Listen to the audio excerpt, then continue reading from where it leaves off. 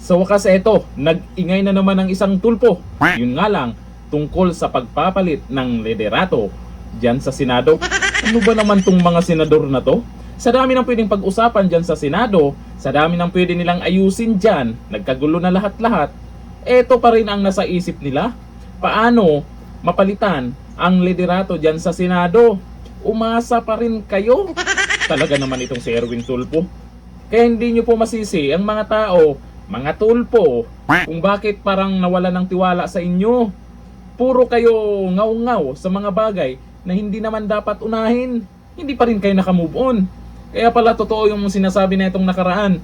Pagkatapos mapalitan itong si Soto, may mga hindi pa rin makamove on dyan at gustong makuha ulit ang majority. Erwin ha. O ayon dito sa balita ngayon, hindi pa tapos ang boxing. Tingnan nyo naman tong mga to. Hindi pa umano tuluyang tapos ang tensyon at boxing sa Senado matapos ihayag ni Senador Erwin Tulfo na posible pang magkaroon ng panibagong leadership change sa mataas na kapulungan.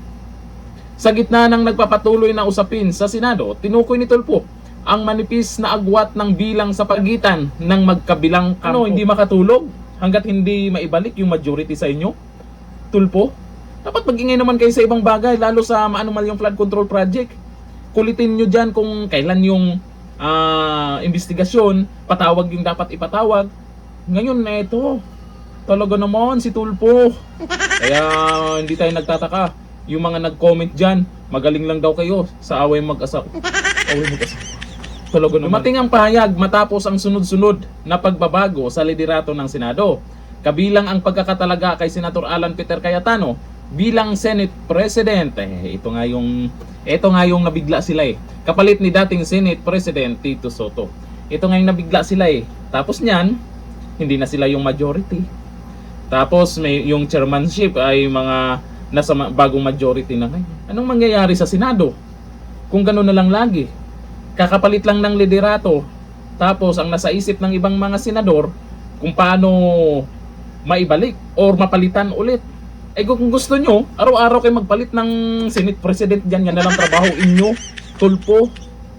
Nakakainis, kung kailan na nagustuhan na ng karamihan ang bagong leader ng Senado, ito namang mga to, busy kung paano mapalitan, kailan mapalitan, gaano kalakas yung majority.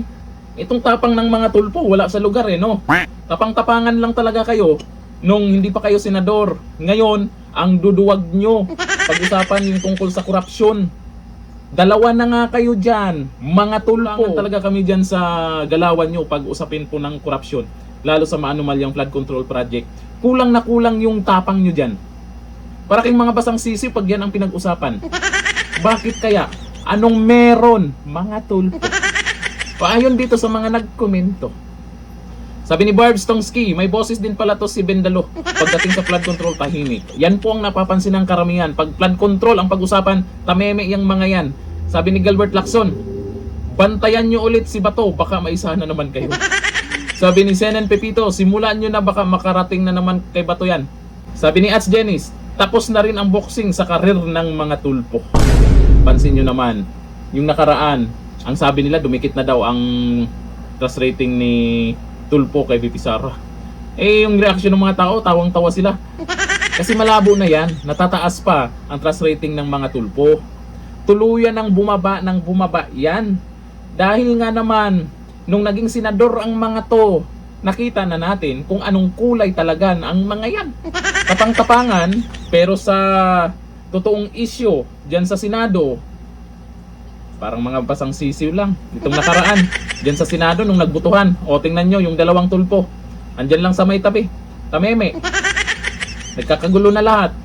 Tameme pa rin sila. Baka naman sa sobrang excited nito ni Erwin Tulfo na mapalitan na naman ang liderato sa Senado, baka hindi na talaga mapalitan yan. Baka tuloy-tuloy na yan na si Senator Cayetano ang mamuno dyan. Hanggang dito lang. Thank you. Bye-bye.